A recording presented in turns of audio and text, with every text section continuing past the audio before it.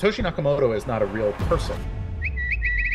It's called COPA versus Wright, the most important trial of our time. Is Craig Wright Satoshi Nakamoto? Craig has claimed to be the founder of Bitcoin and Satoshi himself. You know, there's so much money involved, I'm surprised somebody hasn't been killed yet. The identity of Satoshi Nakamoto, the creator of Bitcoin, will be determined February 5th. It seems like Craig, if he is Satoshi, he hasn't done himself any favors providing documents which might not be Mona Lisa authentic. Like, some of these forgeries are so bad, but the way that you would discover that they are bad is using methods of cyber forensic that Craig himself likely invented. They want to prove that he is not Satoshi Nakamoto. There's too much smoke for there to not be fire. Jack is the exact opposite. I think Jack Dorsey is pure evil. No surprise that he's a major funder of this COPA case. I feel like Craig is a big obstacle in the way of Jack ruling the world, which is why Jack is putting a lot of money into COPA. I see he's an objectively bad person. He claims to be Mr. Everyman, but he's running a shadow bank for Al-Qaeda and ISIS and global human trafficking ring. What's your prediction? What's going to happen? 5 years from now, I really hope that we are... The Alfie Whattam podcast.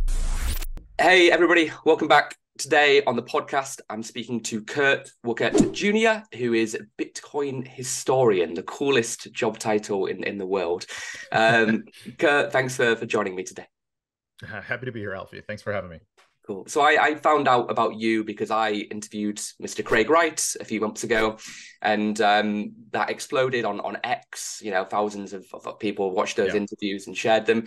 You were one of those people who were engaging quite a lot, and I checked out some of your work, and it seemed like me, you were super curious, interested, and passionate about everything that's happening in the crypto world. So was keen to connect and I suppose get your perspective, mate, on just what's happening right now with some interesting faces and names in that world, really. Sure. I mean, it's a big economy. I'm sure there's a ton that I just completely missed because there's so much stuff going on. But for me, it's all about who's actually getting funded, who's actually creating real value, and that's pretty debatable. I think there's a lot of people pretending to create real value. But you get guys like Jack Dorsey, or you get your Andreessen Horowitz backed, blockchain of the month kind of thing. And but at the same time, you look at what they're actually creating, and I'm always a little bit unimpressed outside of the pitch deck, and that's kind of defined my my little corner of crypto Twitter, basically, as me basically saying, like, yeah, that's great, but this is now the 2000th project that sounds pretty cool and will not exist in 18 months. So so I try to keep it real tight. I pay attention primarily to what's going on in the Bitcoin universe, and by Bitcoin I'm a little more broad than most people. I like to focus on basically BTC, BCH, and BSV, while being an advocate for BSV, but also open mind and competitive hash power universe. So I also really like to focus on infrastructure, which I think a lot of other sort of influencer types on social media do not.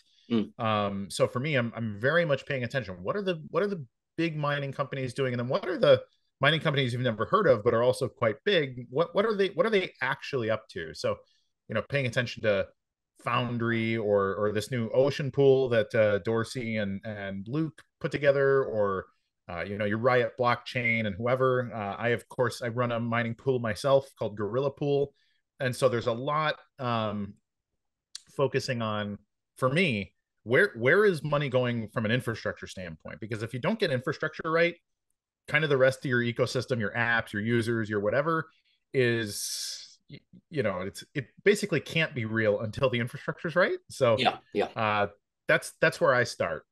Okay, so in terms of the Bitcoin civil war, for lack of a better expression, right? You're on the BSV side. Okay, tell me a little bit about the upcoming case with COPA, because I know the details at a high level. I definitely, you've probably forgotten more about crypto than I've learned in the first place. So I won't pretend to be the expert here, but tell me a little bit about what's coming up, and I guess how this could impact the civil war, because right now a lot of people are saying if Craig wins this thing, perhaps that could be the evidence that the community needs to go, he is Satoshi Nakamoto. If he loses, maybe it's a completely different story. I've never taken a stance on it. I just like to watch as an observer. I'm curious to speak to people from all backgrounds, right? But to tell me a little bit about the upcoming case and I guess what that means for the future of the economy. So I think the first thing to understand is who COPA is. It's the Crypto Open Patent Alliance. It's kind of a conglomeration of a lot of the big names in the crypto space. So you got your Coinbase and Blockstream and some of those companies. But you also have some really big players from the not really blockchain space, like Meta, the parent company of Facebook, for example, or Block, which is Jack Dorsey's payment company. It's a rebranding of Square. Yeah. Yeah, and so you get a lot of big players that are kind of in payments and social media and data stuff, and then your sort of crypto native companies. And so why would they have conglomerated to sue this man that everyone is sure is a fraud? Like that's the official public narrative that Craig Wright's just this goofy scammer in London. However, a dozen, maybe more companies from all over the world are coming together to form a patent alliance, which is itself, I don't love patent alliances conceptually because I think they pretend to be very kumbaya, but in reality they are draconian. Like very quickly it turns into, well, join us or die. so suing Craig is fascinating because they want to prove that he is not Satoshi Nakamoto definitively. And the reason for that is they want to be able to undermine his copyright claim against the Bitcoin white paper, and some of the other claims about the protocol. And then that spills over into this notion that Craig has come up with about this concept of passing off, which is a concept in business law about fraud. So, for example, people are familiar with like Rolex, the brand. Now, if I buy a fake Rolex, I'm not likely to get in trouble as a consumer who bought one fake Rolex, right? However, if I get into the business of selling fake Rolexes and passing them off as real Rolexes, very quickly, my customers have a very easy, oh, wow, okay, magic thumbs up there. My customers have a very easy way to sue me for like consumer-based fraud, but then Rolex is very likely to sue me for all kinds of malfeasances against their brand identity. Now, transplanting that onto the Bitcoin world, Craig is basically saying that, look, Bitcoin has a very specific governance model, meaning that like miners, nodes, it's their job to enforce the protocol, but not really like not change the protocol, not do anything. Like you're not a governing body. You're the like the security force essentially. And so he argues that there was essentially a coup, and I agree with him on this point. There was a coup against Bitcoin perpetrated between like 2014 and 2017 to keep the Bitcoin name and the ticker, the BTC ticker, and all of this stuff, but fundamentally undermine what it means to be Bitcoin. And it's complicated because there's not a lot of experts that can really have a deep dive conversation about the details and why this matters. And explaining this to a judge, frankly, is got me a little bit concerned because there's a lot of nuance here. But essentially, he's saying that BTC has been undermined. It underwent a coup. The history of that coup has been basically scrubbed from the histories. And, now he has to explain why BTC is not an example of Bitcoin and why BSV is. And so he's trying to make it that essentially you can sue companies like Coinbase and Kraken and Binance for passing off BTC as Bitcoin, when in reality, it is the essentially the puppet government version of Bitcoin that's been put up for the sake of this sort of global fraud in the crypto economy. So it's a very big claim that he's pursuing.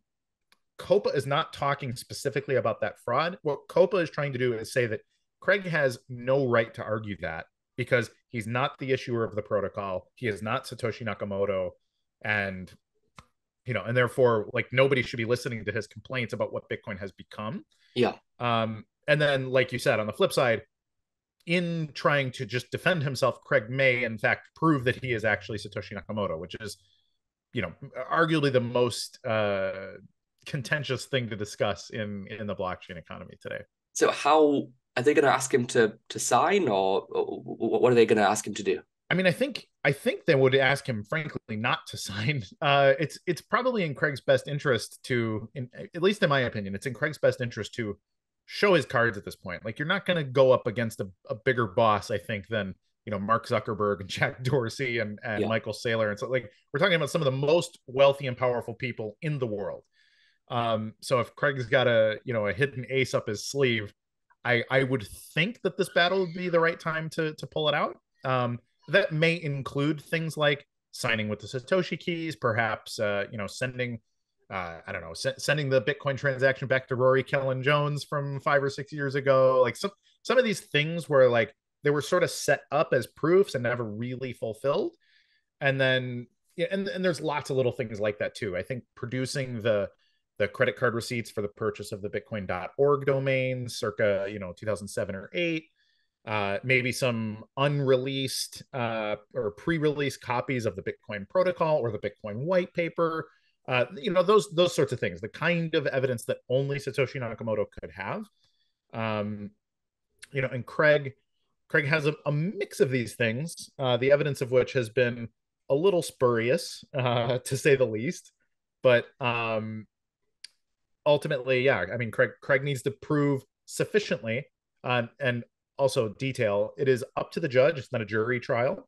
And it is sort of a 50-50, essentially. So if the judge thinks it's a little bit more likely that he is Satoshi, like, that's it. If he thinks it's a little less likely that he's Satoshi, then he loses. So what Craig has going in his favor is that from a rhetorical standpoint, and then therefore a legal standpoint, it's pretty hard to prove a negative.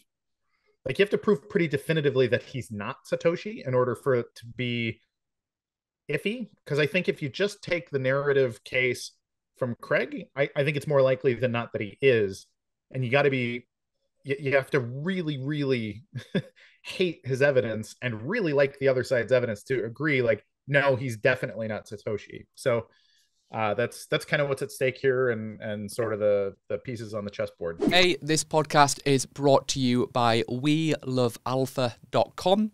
If you're looking to grow and hire and scale your software engineering team in the UK, then go to WeLoveAlpha.com to hire the best software developers on the market. Everything across Java to C# to PHP to Python to React and Angular and mobile and more. Go to WeLoveAlpha.com to hire the best software engineers in the UK now. When I asked Craig about why he hasn't, because we had obviously the BBC thing, right? Was like the first time he came out in the media, and he didn't publicly sign. And I asked him about that, and he mentioned that he destroyed the hard drive which contained. Yep. So is he able to, if he did destroy a hard drive, is he still able to sign? Does he still have everything that he would need to do so? So Craig is super pedantic on this point. He might say that he does not currently have that ability. However, you really have to understand what the story is about the trust or trusts, and sort of how these things are structured. The way that Craig has described it is that there are a number of trustees. I don't think the number is known publicly. He is not one of them, for his own security. Now, if you take a Shamir scheme with keys, it's kind of like, what does it take to launch a nuclear missile, right? So in the US, it's the president, the joint chief of staff. I think it's got to be 3 people that actually turn the key at the same time in order to do that. In Craig's situation, let's just assume it's 3. He needs 3 trustees out of 5 or 6 that probably exist. He needs them to come together, sign a decryption key in order to recreate a key that Craig can use. So that's not the Bitcoin key that they're holding shards of. It is an encryption key of the file that holds the Satoshi private keys. So you generate that key, you give it to Craig in order for him to perform whatever it is he's supposed to perform. And I believe what he claimed is that when he did this for Gavin Andreessen, for example, that he did that, and then he went on, he said he stomped the hard drive after. That might be literal or figurative, but essentially that's what you should do in that situation. Like if you have been given a one-time use key for a very specific scenario, you use it in that scenario, then you destroy your key, because if you don't destroy that key, then your whole trust is meaningless. And so all that to say, if we believe Craig's story about the trust, he would need the trustees to agree to give him a key in order to do a signing at the court. And therefore, Craig cannot do it when he decides to, but he can do it if the trust decide to allow him. Yeah. I think that's Craig's official story on that. Whether it's true or not, is up to the viewers to decide. Okay. This is in January in London, right? It begins in January. I think the case could go 7 or 8 weeks, actually. There's a lot to go through. So, yeah. Yeah, I spoke to Craig. Q1. Yeah, I spoke to Craig's people yesterday. I was meant to interview him again in March, but they said the decision might not even be made in March, so they have delayed that. So we'll pick it up afterwards, hopefully. But are you going to be in London? I should be, Okay. unless some crazy thing happens. I will be there for most, if not all, of the trial. Okay, cool. Well, I'm sure we'll be able to get a beer or something. Hit me up when you're around. We'll make it happen. Sure. Okay, interesting. So I guess in a few months, you may still be BSV, that side of the war, but do you think there's any possibility where if this goes terribly wrong for Craig, that you perhaps change your perspective, you stop producing CoinGeek content and you become a red-eyed laser person? No, there is no chance I would become a laser person. A, they hate me, and B, for me, it was never really about Craig. Like I was a big blocker before I knew who Craig was. I was a early advocate for doing smart contracts on Bitcoin and tokens and that kind of thing. And nobody seemed to understand. Everybody was very interested in the investment opportunity, but very few people were interested in the, like, hey, build an app that creates global data integrity. It just is, I think it's a little too heady for most people. Yeah. But when I heard Craig speak for the first time, like circa 2017, 18, I was like, oh, who's this guy? Like, this guy gets it. He's talking about the stuff I'm talking about. And then, very quickly I find oh, wow, he might be Satoshi Nakamoto and that kind of stuff. So then I was very, very intrigued. But my relationship with Craig has been very much not like this sort of sycophantic, like, oh man, I really need him to be Satoshi so my bags pump. It's he is the definitely the first person, and he was one of the only people to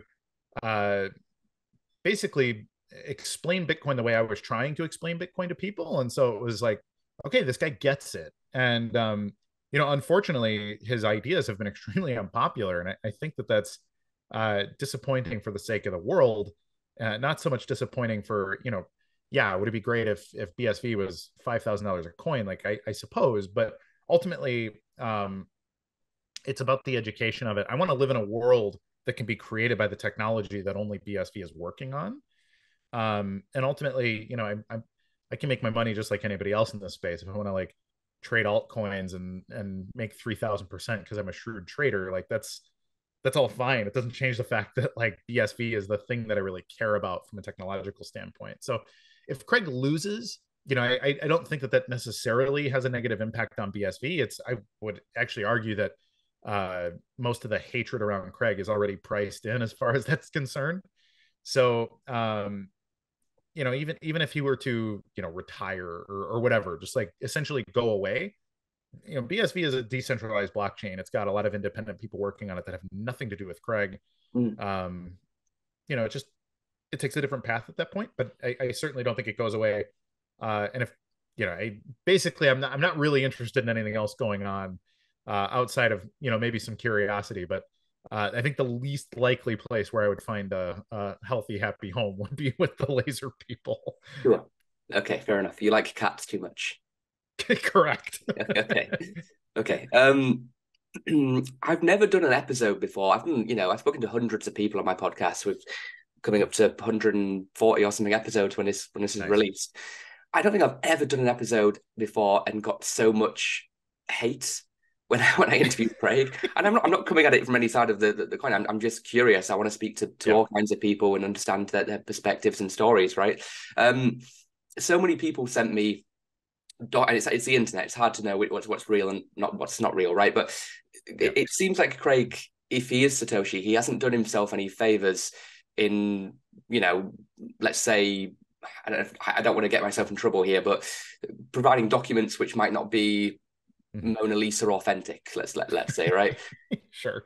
What's your take on that? Because a lot of people would say, those kind of issues hurt credibility, reliability, and trust a little bit. It's curious. I've sat in multiple of his court cases. I covered the whole Miami Kleiman trial. I covered the Hodel defamation case in Norway. I've seen a lot of this evidence, and I've talked to a lot of his witnesses and things. And there's part of me that just kind of says, I don't know, like it is weird. It's weird that, why would there be so many document problems? But if you zoom out and you look at the amount of information that there is there, and I'm talking tens, if not hundreds of thousands of documents that are, Bitcoin related or Bitcoin patent related, and things going back to, 2006 and 7, related to like distributed consensus systems and, all these things. And it's like, somebody could come up with 50 documents and fake them and whatever. But when you start getting up into the like many tens of thousands or hundreds of thousands of documents, it just becomes just completely absurd. Like we know that he has not just been an independently wealthy person who's had time to just sit and work on fraud.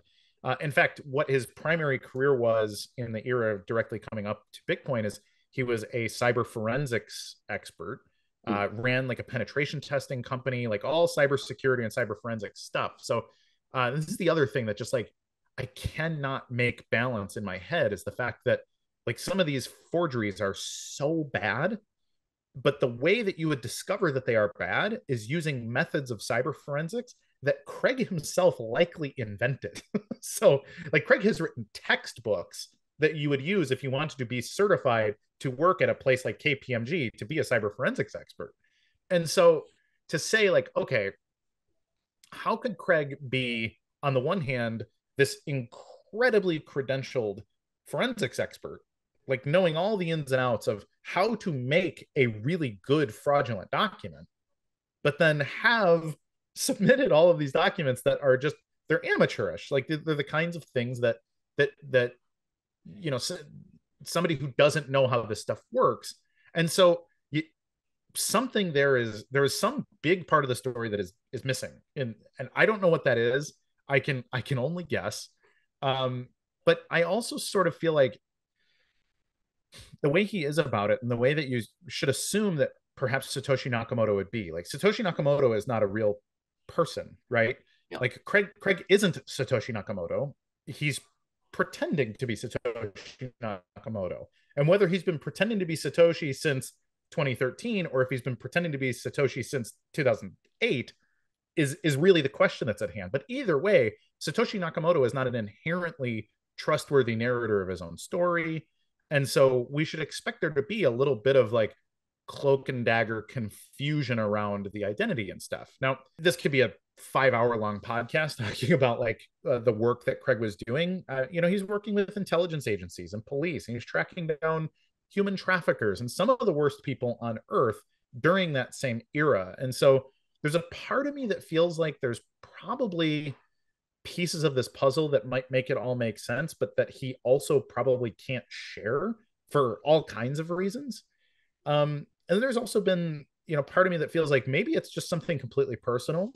And he hasn't said this in a long time, but many years ago, he used to basically say that, of course I can prove it, but in proving it, like essentially, this is going to be a paraphrase, but he says basically, I lose everything if I prove it. And if I recall, he really was sort of talking about his family. So I don't know what else was going on in that era. Like there might just be some aspect of the story that destroys his life. And Craig ultimately, as a person who's really struggled to have a healthy, happy life with family, he's from a broken home and all kinds of things. And it's like, you know what?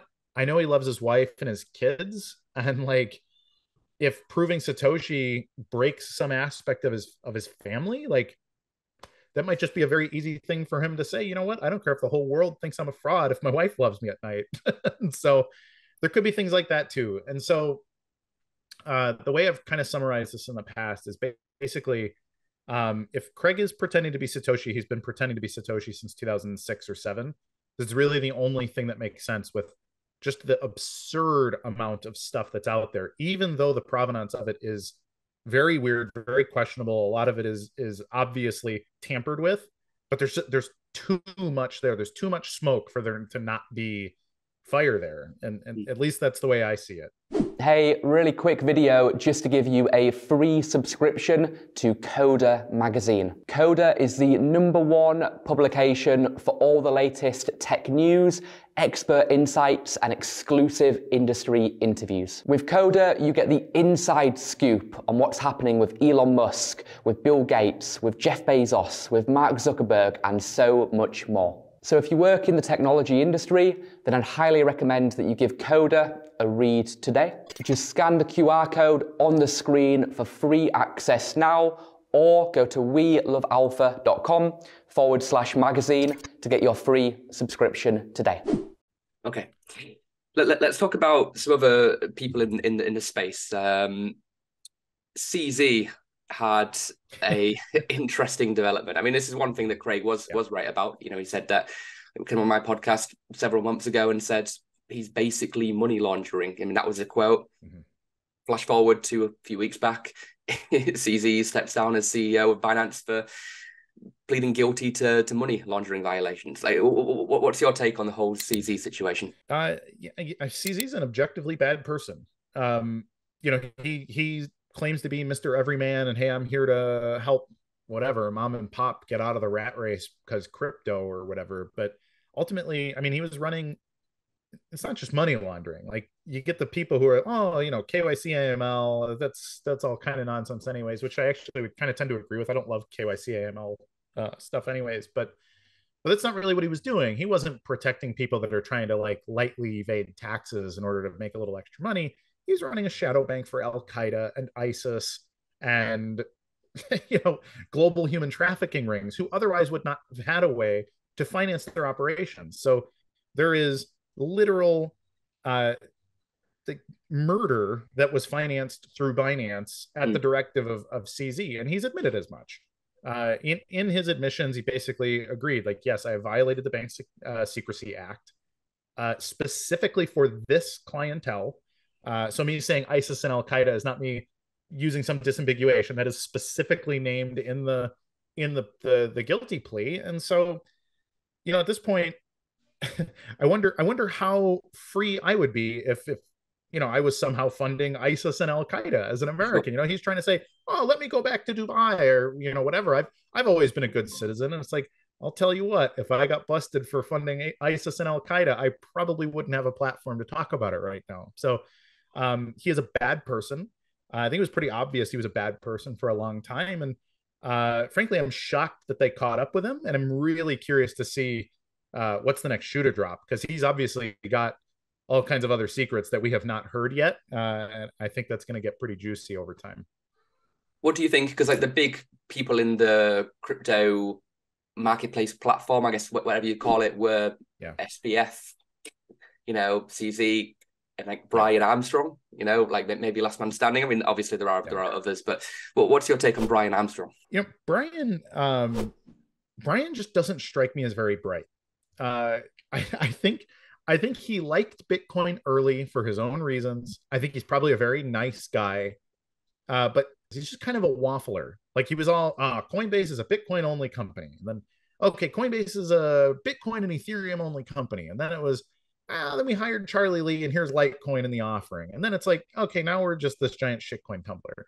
And, and like, that's fine. But he always comes out with a very strong position on a thing that seems to be based on principle.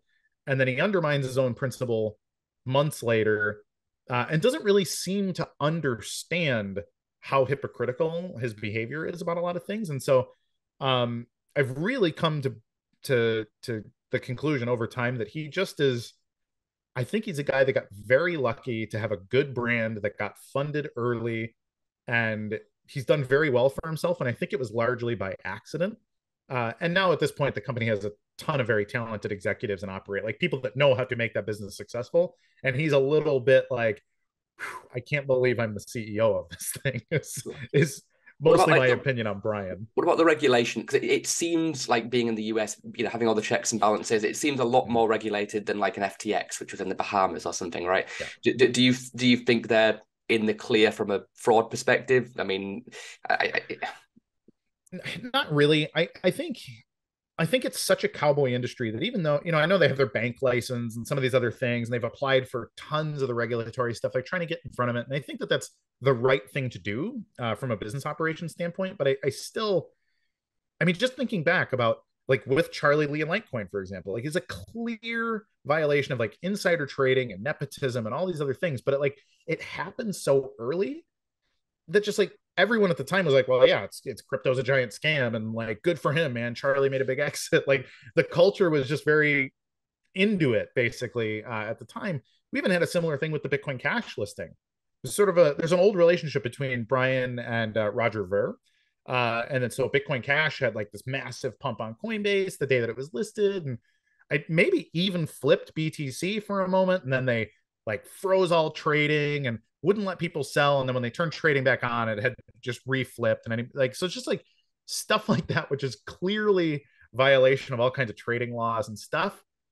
But if nobody sues, because again, a lot of people were using even Coinbase and saying like, yeah, but it's crypto, I'm not going to pay my taxes, I'm not going to do all these things. And so I think a lot of people are like, well, if I sue him, then I need to admit that I was sort of in on part of this grift. And so I think they very precariously done well, because everybody involved has been a little bit shifty. And if you're going to make it a problem for them, it kind of makes it a problem for everybody. And so there's a little bit of the circle the wagons mentality. But at a certain point, it's like the same thing with Tether or the same thing with anybody else. You get, the New York Attorney General's office or something, just somebody there like shines their shoes every morning. They're like, you know what? Like there is too much nonsense going on over there.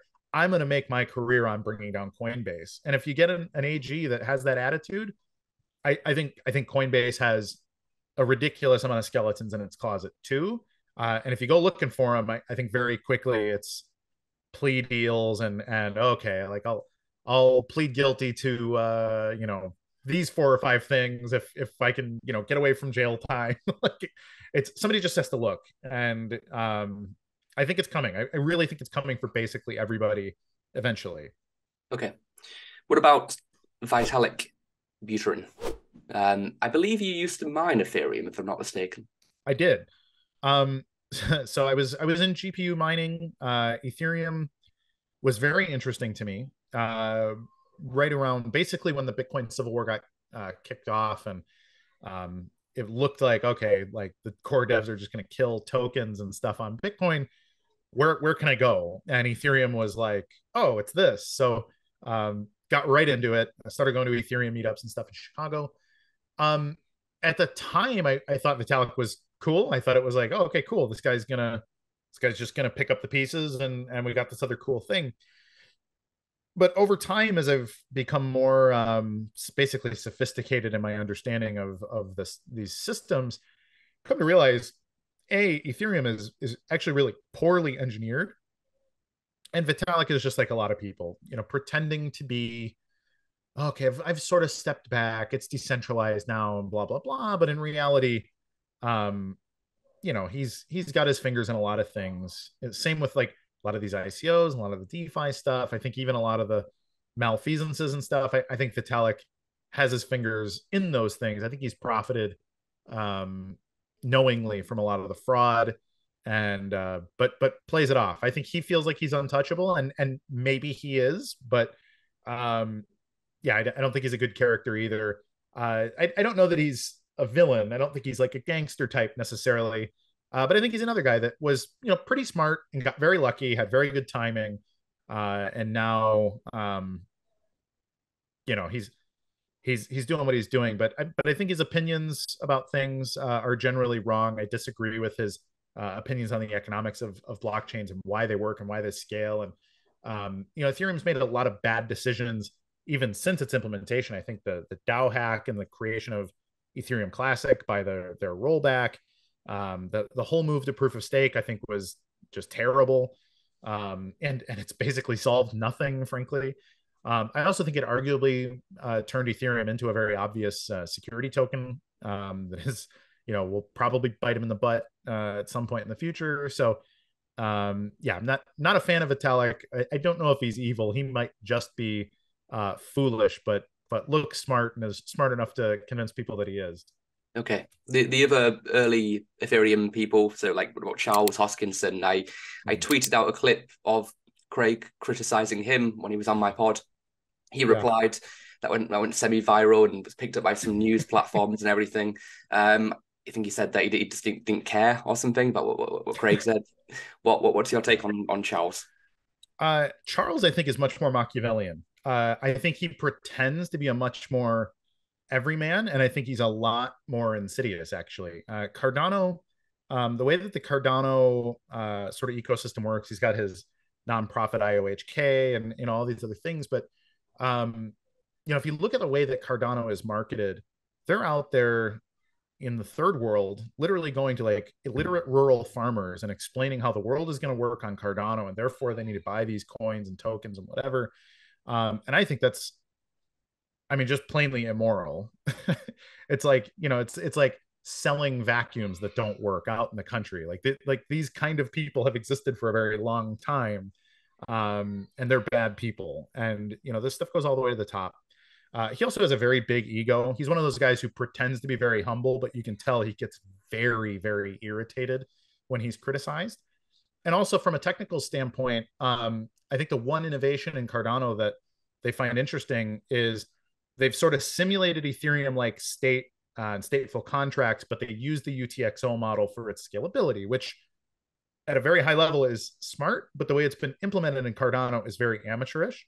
I've had conversations with a couple people that were basically saying, hey, look at the way it's been done in BSV. I see the way you've done it here, but did you know? And they're very like, oh, you scammer, this and that. And I'm like, well, guys, your blockchain can only do some very small amount of volume before, just plainly before it doesn't work. And they don't want to hear it. They don't really care. And the reason they don't really care is it's not about that. They don't care about scalability. They care about pumping token valuations, which is their business model. And so no, Charles is not a good guy, but he's very good at looking like one. Okay. He's almost meme coiny, but Elon Musk with Doge. What's your take? So Elon, he's such an enigma. Doge is just fun. I've always liked Doge because it just was always, it never had an ego about itself, right? In fact, even the creator of Doge has said, like, this is a joke. Yeah. I was literally tinkering with the idea for it to be fun and to be nothing else. He has since basically quit on Doge and pretty explicitly said, like, Doge is now problematic.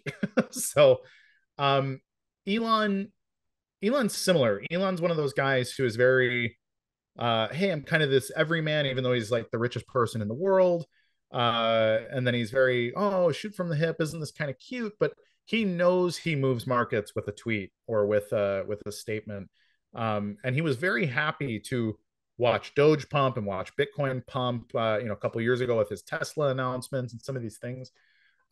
So Elon kind of plays like he's a sort of cute rascal guy, but he's also, he's not dumb. He didn't become the richest man in the world by being just a kitschy, cute rascal guy. Like, he is very, very calculated and very smart, but he's also just kind of messing with the economy. Like, looking at crypto, you just look at Doge and whatever its market cap is, and he's like, all I got to do is get 50,000 people to go buy $1,000 each, and I'm going to push the price up, So I think he just kind of doesn't care. So Elon strikes me as one of those guys who maybe lacks a little bit of empathy for that sort of thing. But I don't know, good or bad, I don't think really applies to him. I think he has a very unique personality and view on things. So I'm just gonna kind of give him a pass, because I don't think he cares, but I don't think it's because he's evil. I think it's because he's just like, he's very, very different. Cool. Okay. Yeah. Well, why don't we stick with billionaires? You mentioned Jack Dorsey earlier. What's your take on Jack? Jack is the exact opposite. I think Jack Dorsey is pure evil. So Jack is one of those guys who who is everything he does is pretend. So he's all very, oh, here I'm reading Ludwig von Mises right now. Here's why sound money and freedom matters and whatever. But like, look at the way that he has run a company like Twitter, for example, you know? So he's out there talking about free speech, but at the same time, you know, everyone he hired was like hardline intersectional feminist or like hardline communists, like all these, and then like really weird authoritarian people. And then while talking about being a free speech platform, like we know now that he was working alongside like government censorship boards about like COVID-19 and some of these other sort of fake news things, and then about the Donald Trump presidency stuff. And so Jack is one of these guys who, you know, you'll lay down a pile of evidence showing that he is just a nasty, nasty, draconian, authoritarian prick. And he'll just like be like, yeah, we made some mistakes. You know, that's it. And it's like, no, you didn't make some mistakes. You made some very deliberate, evil decisions, and you enforced them through a very systematic structure. And he just would sit and stare at you like, you know, he's not wearing shoes in court, you know, like he's just a very, very weird character. But I think it's a character. I think he goes home at night and, you know, peels the beard off and, you know, goes and does whatever he actually likes to do with his life. He's just a, yeah, I don't think he's a good actor at all. I think his investments in the Bitcoin space are about control also. He loves Lightning Network because he has all this payment infrastructure, this block, all the stuff he's been building with Square, all these other things. Like, it is about controlling Bitcoin. And it's not just about controlling, it's about controlling Bitcoin so that he can control and eliminate probably Visa and MasterCard and all these people. He wants to be a trillionaire, and he wants to do it in the payment space. So he wants to control Lightning Network. He wants everything to filter through his companies. I know that's what he's up to. And I think we're going to see more and more evidence of that as time goes on. It's also no surprise that he's a major funder of this COPA case, because he's got to get rid of that IP and Craig's copy. Like, Craig is a big obstacle in the way of Jack ruling the world, which is why Jack is putting a lot of money into COPA. Another billionaire, Michael Saylor. I think Craig called him the biggest loser in history on my podcast. What's your take? He is, actually. So objectively, so if you go back to the .com crash, MicroStrategy was a big .com company, made a ton of money very quickly. And they're in like the data intelligence industry. And when the .com bubble burst, everybody took a big hit, obviously, but MicroStrategy was the single losing most company, because right at the same time it came out that Michael was committing accounting fraud and a couple other things having to do with the way the stock was sold and to whom it was sold. And there was a bunch of things. So there was some securities violations, and then there was accounting fraud on like the valuation of the company in the first place. And so Michael was forced to pay both fines and restitution personally, and then MicroStrategy had to do the same thing. And so I think it was right around $14 billion that MicroStrategy lost in one day. And that same day, Michael personally lost somewhere between $6 and $7 billion. And so collectively, Michael and the ship he was steering lost something like $20 billion in one day. There's a bunch of old, you can read Bloomberg and Forbes articles from probably 2000 or so, basically saying like, Michael is the biggest loser in history, because I think it was the worst one-day drop in wealth of any other human being in history. So that's true. Michael is the biggest loser, but going forward, I actually have really mixed feelings about him, because on the one hand, I actually agree with a lot of his opinions about Bitcoin. I think he really likes Bitcoin conceptually as a system for a lot of the same reasons I do. What I don't understand is why he doesn't see the problems with BTC, the way that, you know, it's undermined by its own governance and some of these other problems, because he sees Bitcoin for what it can change about the world. But either he doesn't know or he doesn't understand why a lot of his beliefs about Bitcoin do not apply to BTC anymore. And so I kind of can't tell, is he a fool or is he pretending to be a fool in that regard? And so, I guess we'll see. But he is a known fraud, so it doesn't bode well for his reputation on that point. Sure. Okay. You mentioned Gavin earlier, Gavin Andresen. He said publicly that Craig was Satoshi, right? And then he changed his mind. What Not exactly. He more. I mean, nobody's been bullied more than Gavin Andresen, frankly. And part of it is his personality. Gavin is a very he's a very kind and simple man in a lot of ways. Very trusting. If you sit and talk to him, he's very soft spoken, and just a genuinely nice person. So when you put him in a group of sociopaths, he's gonna do the worst, basically. Okay. And I think that's a lot what happened to him. He and I saw him under oath explain the whole Satoshi signing and stuff. So I watched his whole court deposition and stuff, and he kind of explains it like, yeah, I knew Craig was Satoshi before he signed. It was the conversation when we met and we were talking about essentially picking up private conversations that only he and Satoshi had, and Craig basically picks right up with, hey, when we were talking about X, and they sat and talked to each other for, I don't know, 2 or 3 hours, if I recall. And, those are the kinds of things that you really can't fake. Like, you might be able to fake some technical signing or whatever, but you kind of can't fake a conversation with somebody you've known for years and pretend to be that person very effectively, at least not for very long. And so the way that signing worked is Gavin was allowed to buy his own computer, open it, create exactly the circumstances that he would want to see in order for the signing to work and all this stuff. So Gavin actually did a very good job with the technicals on how that signing was put up. Now, the moment Gavin came out in public and said, yeah, I think Craig is Satoshi. I got to meet Satoshi Nakamoto. It's incredible. He lost everything at that point. It was, you're out of Bitcoin, your keys to the Bitcoin Core GitHub repo are burned, like all this other stuff. And so from then forward, it's been nothing but, I mean, he went from the lead developer of Bitcoin Core to just a bunch of jerks harassing him day and night for years across Twitter. Like, when are you gonna recant what you said? When are you gonna this? And like, you fool, you've sicked Craig Wright on the world and blah, blah, blah. And now it's, I don't know, 6 or 9 months ago, he basically softened his opinion. He didn't say he doesn't think Craig is Satoshi.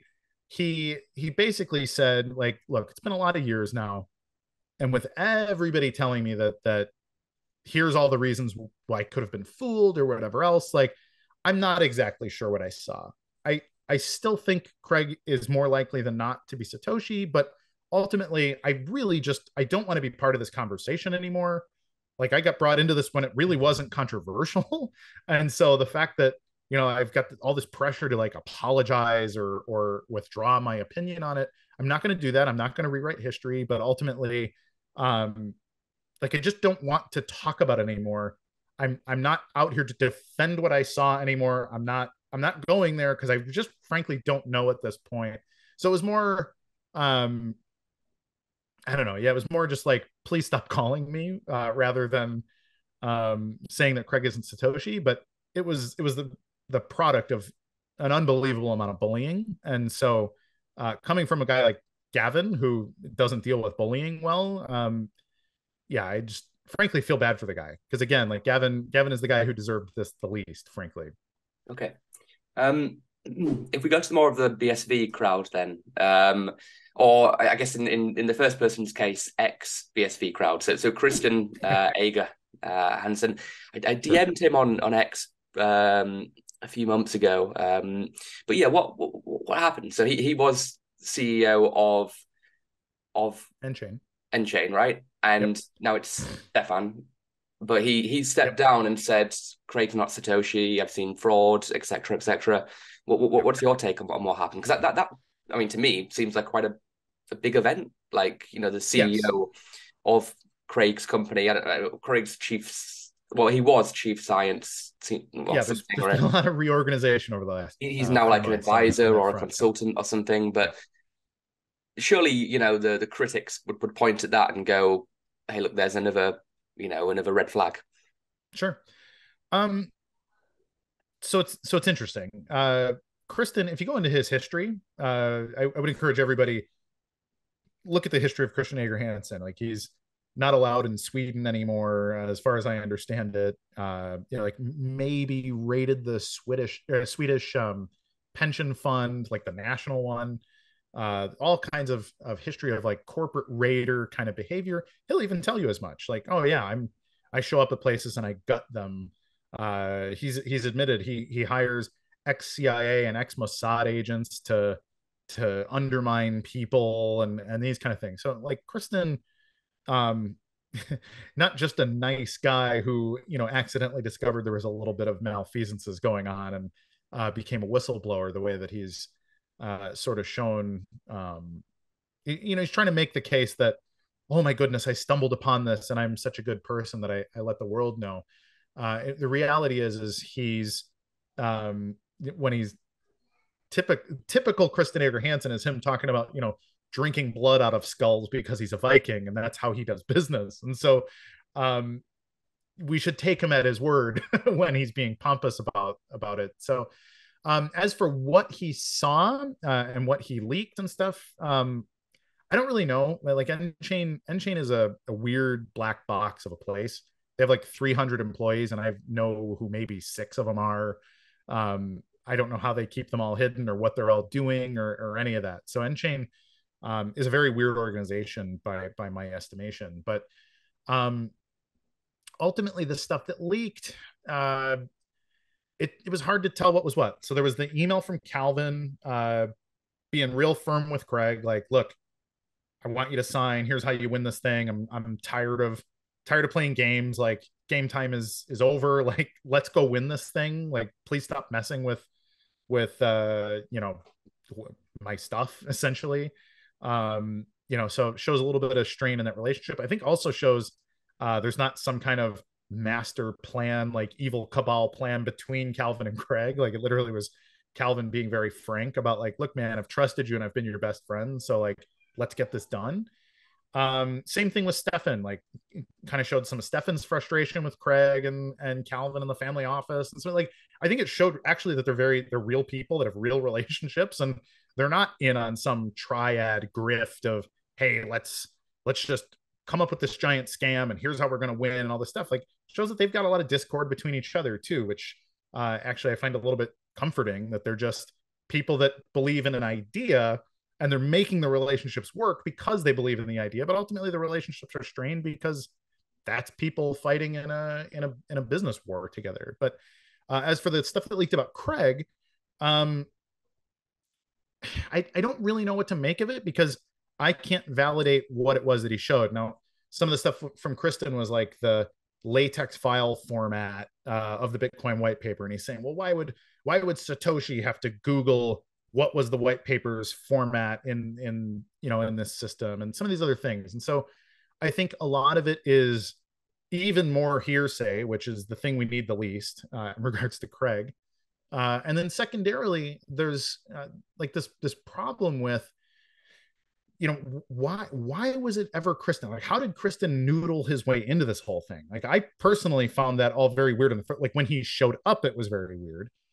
In fact, he sort of debuted into the community on my show. And I was totally ignorant to even who he was until about 2 hours before he popped on my show. He just was this guy tangled up with Kyle Roche. And I was like, okay, cool. I know Kyle. I sat in court with him for 2 months. Let's hear Kristen's side of the story. And then all of a sudden Kristen's around more. And I'm like, all right, like, who is this guy? And so it's just one more weird character, again, with like CIA and Mossad connections, who ultimately is there to undermine Craig, which is like, there's 50 of those people at this point who, yeah, no, here, I'm this expert. Craig's definitely not Satoshi. It's all a fraud. And it's like, okay, that is the easiest thing to say on the internet if you're in the blockchain space. Like, it costs no political capital to say Craig is a fraud. And so he's just one more part of that chorus. And ultimately, I'd be very curious to do a real deep audit on where he really came from and how this all came about, because it's just as fishy as every other sort of weird, shadowy figure with weird finances and a weird background that ultimately is there and thinks it's really important to prove that Craig isn't Satoshi. So that's my take on that whole thing. Okay, all right, we're going a few minutes over. Hopefully, you're not on a hard stop, but no, I'm good.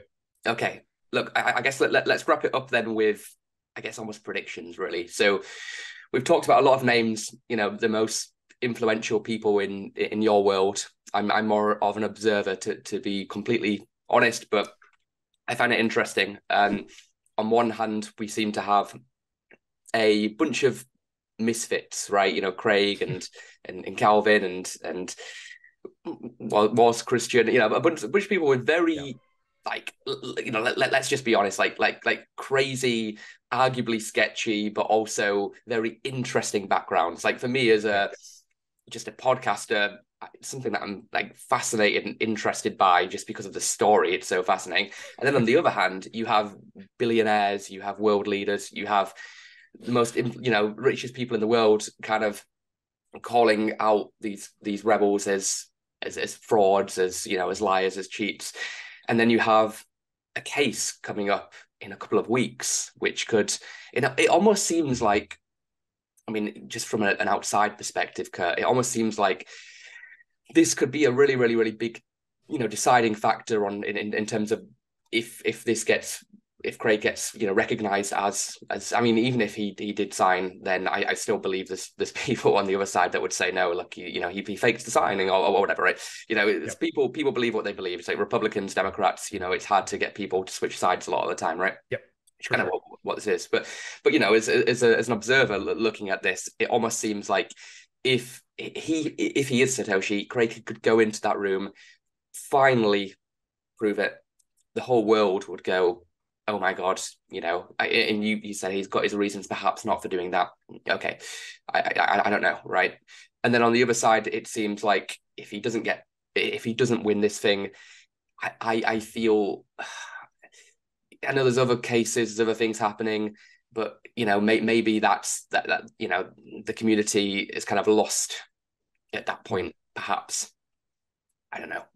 What's your take? What's your prediction? What's going to happen? Is there anything Craig could do to, for you to not believe his story? For me, I think there's a big difference between like the BSV stuff, big block Bitcoin, and Craig. Like Craig's story is fascinating because it's just an incredible story. It would make an incredible movie. Even just the stuff we know is just crazy, and I'm intrigued by the story. That's actually kind of what's gotten me into all of this. Is it was Bitcoin, it was the big blocks, it was the Bitcoin Civil War and all this stuff. But like you meet Craig and you start to learn this story, and it's like, man, like what a crazy thing. And so there will be part of me, like when that goes away, and it'll go away for some reason eventually. Either he wins or he loses, or like, it just stops being a thing, whatever. But I really hope it ends in a way that is satisfying, because it feels like we've been part of a 7 or 8 year setup of just this incredible thing. So I mean, if it ends well, it's going to be the best story ever to have been part of. But how will it go?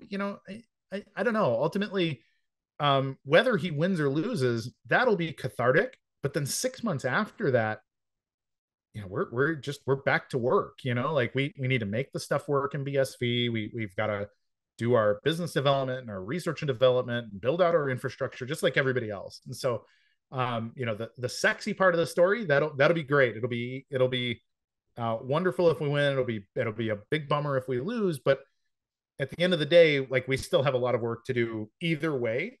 And that's the stuff that'll really matter. Like 5 years from now, I really hope that we are, have really changed the world in a lot of ways that don't have anything to do with Craig or his story or his outcomes, but like BSV made the world a better place for some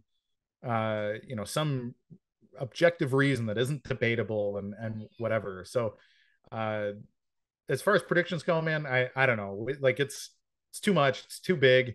But I'm going to be here for it. I care about Bitcoin either way. So, win or lose, I'm still going to be here working on what I'm working on. Like I have my own businesses, my own investors in my businesses and all of that. Like, I don't just disappear if Craig disappears even. I have my own goals and my own obligations in the space. So okay, so you're not going to go back to mining Ethereum? No, no way. Okay, cool, man. Well, awesome to speak to you and get your perspectives on everything that's happening. I mean, for me, I just wanted to speak because you obviously know this space like the back of your hand, and I don't. So it's good to get everyone's point of view on everything, right? So I can stay up to date with what's happening. Great. It's been a pleasure. Thanks for having me. Hey, thanks for watching this podcast. Make sure that you like, subscribe, follow, comment, etc., etc. And I'll see you in the next episode.